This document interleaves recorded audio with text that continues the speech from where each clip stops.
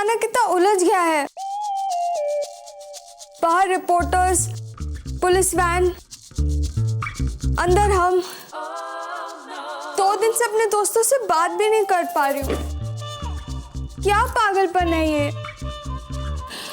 ऊपर से stupid placement camp, इसे भी अभी होना था। अरे मुझे लगा था तुम इस प्लेसमेंट कैंप को लेकर खुश थी। पर हालत तो देखो, इस वक्त मैं आप लोग को छोड़ के कैसे जा सकती हूँ? अच्छा, तो तुम यहाँ बैठ के यहाँ के हालात सुधारोगे? और नहीं तो क्या, मेरे बगैर आप तीनों उदास चेहरा लेके बैठेंगी। ऊपर से ये पुलिस और रिपोर्टर्स, मैं भी तो संभाल लूं कुछ थोड़ा बहुत। अच्छा, वो कैसे? अगर वो रिपोर्टर अच्छा दिखता होगा तो मैं उसे कॉफी वाला इंटरव्यू दूंगी, और अगर कोई गधा होना तो मैं रो रो कर उस पे मुझे छेड़ने का इल्जाम लगा दूंगी।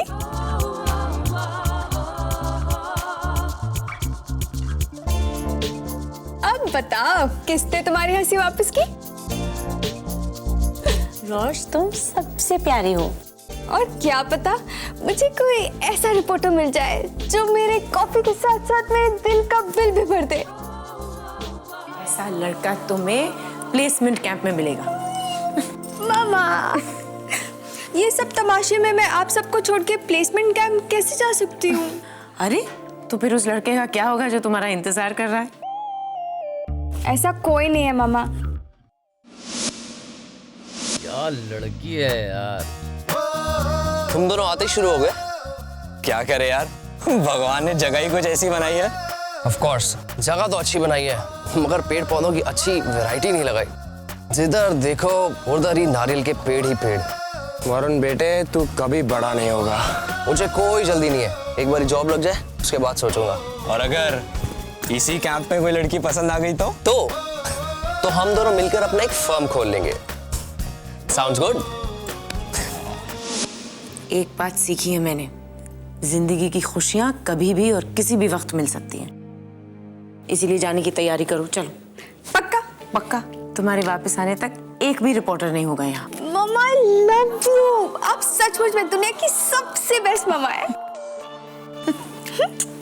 Bye bye. पागल, रुकना भी चाहती है, जाना भी चाहती है। और आप क्या चाहती हैं मम्मा? इसके बड़े होने से पहले ये अपनी जिंदगी पूरी तरह जी ले। मम्मा, आप खुश हैं? मुझे ये देख के बहुत अच्छा लगा। अब सब कुछ संभल रहा है अवनी।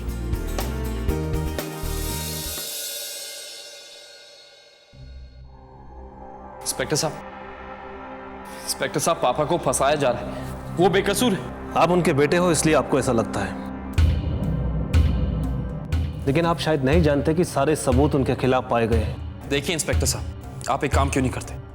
पापा कह रहे हैं कि जब ये हादसा हुआ तो वो मिसेज ईला गुजराल के साथ थे, तो आप जाके उनसे क्यों नहीं पूछ लेते? हाँ, पापा इतने सालों से उनकी कंपनी में हेड ऑफ सिक्योरिटी रहे हैं, ईला जी का उन पर पूरा विश्वास भी होगा। आप प्लीज एक बार ईला जी से पूछ लीजिए, वो सारी सच्चाई बताकर ये सारी गलतफहमियां दूर कर देंगी। क्या आप जानना चाहते हैं कि उन्होंने क्या कहा? मैडम, बलराज सक्सेना ने यह स्टेटमेंट दिया है कि जिस वक्त यह हादसा हुआ था, मतलब जब गोली चली थी, उस वक्त वो आपके साथ थे।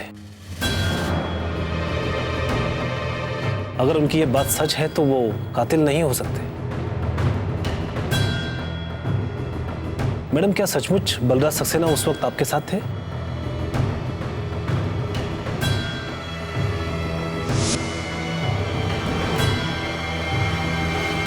जी नहीं। झूठ है इंस्पेक्टर साहब, सब झूठ है। इंस्पेक्टर साहब, मेरे पापा कभी झूठ नहीं बोलते। अगर वो कह रहे हैं कि उस दिन वो वहां थे तो इसका मतलब वो वहां थे। बस, कानून अपनी कार्रवाई कर रहा है।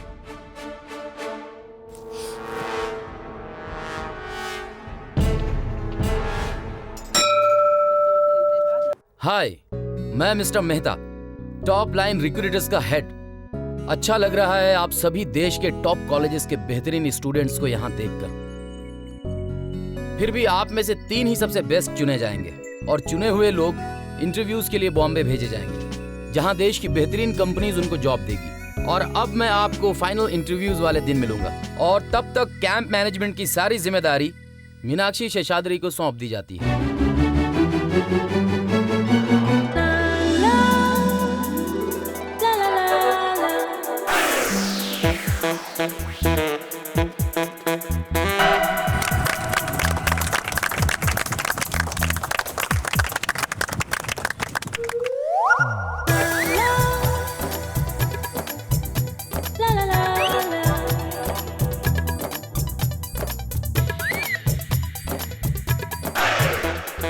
मीनाक्षी, ये Seshadri, I mean mister Seshadri. मैं तो यहाँ आपको देखने आया। पर आप तो लड़कों को देखने आए थे ना? ये लो, तुम दोनों का लड़की पटाने का प्लान यही चौपट हो गया। Shut up! शरारत की तो अदालत ले जाऊंगा। सारे लड़के दाईं तरफ और लड़कियां बाईं तरफ। कहाँ फंस गए यार? बर्ड वॉचिंग से पहले ही शिकारी शंभू के हाथ में लग गए। किसके हाथ में लग गए? हाथ में नहीं सर, आत्माएं। वो हम डिस्कस कर रहे थे कि कैंप में कहीं भूत प्रेत और आत्माएं तो नहीं रहती। वैसे तुम्हें डरना तो चाहिए। पूछो क्यों? क्यों सर? क्योंकि यहाँ दिन रात मैं भटकता रहता हूँ, आत्मा की तरह।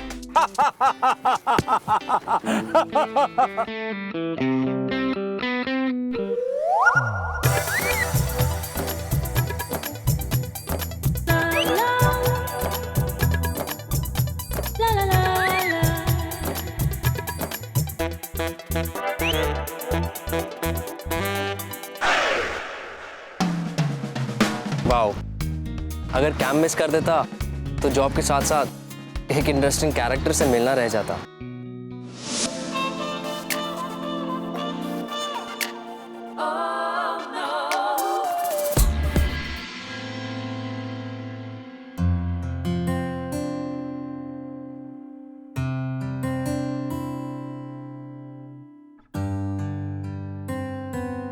कभी सोचा नहीं था कि मुंबई इन हालात में आएंगे। वैसे हमारा अगला कदम क्या है भैया? मैंने सोच लिया समीर, मैं कल ही ईला गुजराल के घर जाके डायरेक्टली उनसे बात करूंगा, चाहे जो हो जाए। और क्या कहेंगे क्या आप उनसे कि वो झूठ बोल रही हैं, कि उनका बयान गलत है और आपकी वो बात मान लेंगी? भैया आपको जो करना है कर लो, लेकिन ईला गुजराल अपना बयान हमारे लिए कभी नहीं बदलेंगी। हाँ, लेकिन समीर हमें कुछ ना कुछ तो करना पड़ेगा ना। तुम अच्छी तरह से जानते हो कि ईला गुजराल के बयान की वजह से पापा जेल में हैं। उन्हें हमारी बात सुननी पड़ेगी। भैया वो ईला गुजराल एक नंबर की झूठी। सॉरी भैया, पर उसने अपने बयान में साफ कह दिया कि पापा उसके साथ नहीं थे। और जिस औरत ने हमारी पापा की इज्जत का ख्याल नहीं किया, उनकी 20 साल की सर्विस, उनकी मेहनत, उनकी वफादारी का लिहाज नहीं रखा, वो हमारी बात क्या सुनेंगी? इनफैक्ट भैया वो हमसे बात तक नहीं करेंगी। ना करें, पर हम अपनी बात उन तक जरूर पहुंचाएंगे, या तो इस तरीके से या फिर किसी भी और तरीके से। एक आइडिया है भैया, क्यों ना ईला गुजराल को एक गुमनाम मैसेज भेजे कि हमें असली कातिल का पता है, कि हम सब सच जानते हैं, और अगर अपनी भलाई चाहते हैं तो। बस बस बस, फिल्मी कहानी और असल जिंदगी में बहुत फर्क होता है। हमें किसी और तरीके का सहारा लेना पड़ेगा। प्रॉब्लम यह है समीर कि हम किसी को जानते नहीं है, हमें कोई और नहीं जानता। तुम्हारा वो 5 स्टार होटल वाले का नाम क्या है, उस बंदे का? हिंगोरानी। ये जो भी है, इनसे हमें कोई हेल्प मिल सकती? गुड आइडिया भैया। क्या बात है भैया, ये ख्याल पहले मेरे दिमाग में क्यों नहीं आया? सवाल यह है समीर कि वो हमारी हेल्प करेगा या फिर। आप जानते नहीं है भैया कि मिस्टर हिंगोरानी जैसे लोगों को मेरे जैसे आदमी की सख्त जरूरत होती है। वो मेरी मदद तो यूं कर देंगे, यूं। मेरे पापा बिल्कुल झूठ नहीं बोलते, और अगर उन्होंने मर्डर किया होता तो वो ये बात हमसे बिल्कुल नहीं छुपाते थे।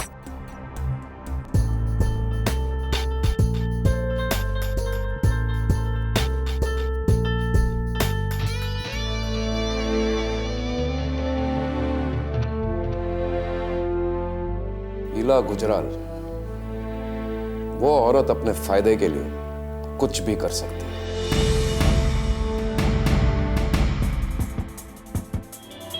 प्लीज सर, क्या आप उन्हें पर्सनली जानते हैं? प्लीज सर, हमारी बात करवा सकते हैं उनसे?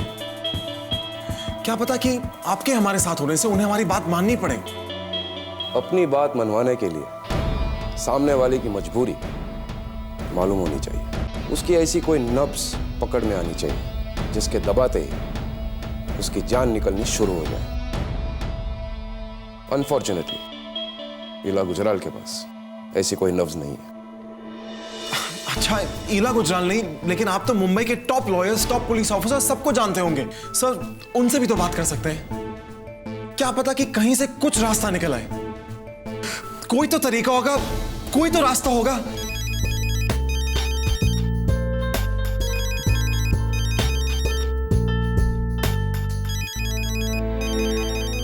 Excuse me, I have an important call.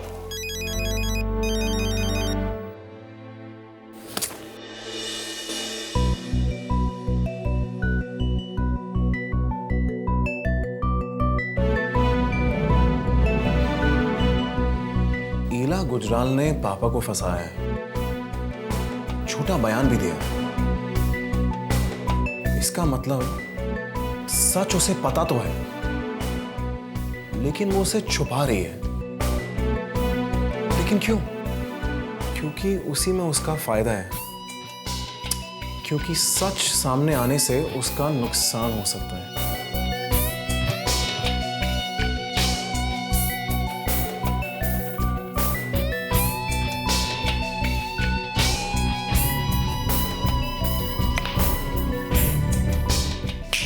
मतलब हो ना हो, इला गुजराल खुद इस मर्डर में इन्वॉल्व है। Yes, correct. इसे कहते हैं दिमाग। लेकिन जब तक हम इला गुजराल को मजबूर नहीं करेंगे अपना बयान बदलने के लिए, तब तक दुनिया तुम्हारे बाप को ही कातिल मानेगी। और इला गुजराल को कोई मजबूर नहीं कर सकता, क्योंकि उसकी कोई कमजोरी नहीं है। कैसा आप ही ने कहा था ना अभी।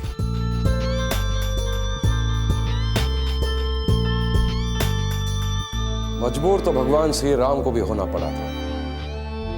इला गुजराल तो फिर भी एक इंसान ही है। उसकी कमजोर नस का पता लगाओ और उसे दबा दो।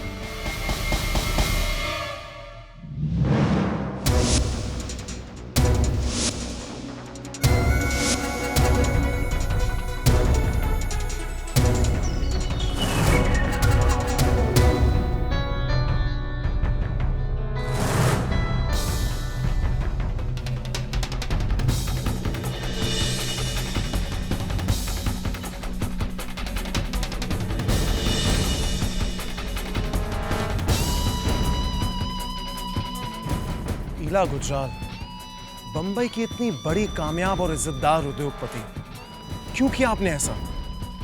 एक ईमानदार इंसान के साथ जो इतने सालों से आपकी रक्षा करता आ रहा है, क्यों झूठ बोलकर फंसाया आपने हमारे पापा को?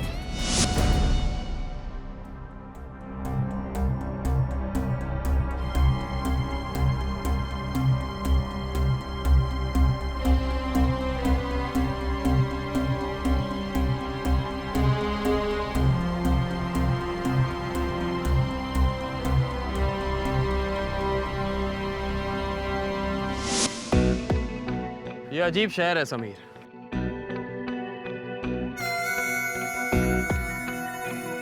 यहाँ हमारे किसी भी सवाल का सीधा सीधा जवाब नहीं मिलेगा।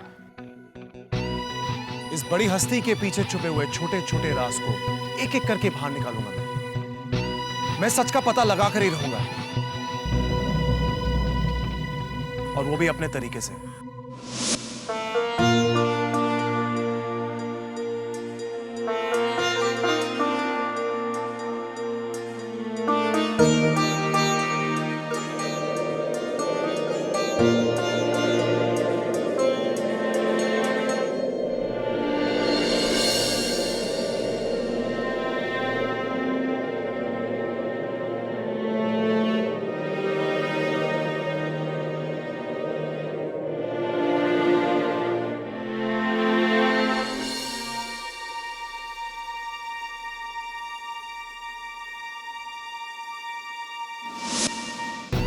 भले आप इसमें मेरा साथ दो या नहीं।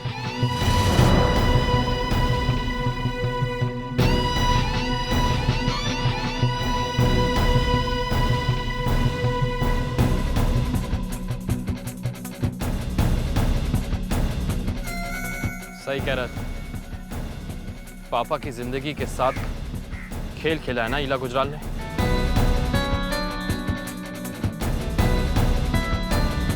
अब वही खेल उसे मेरे साथ खेलना होगा, पृथ्वी सक्सेना के साथ।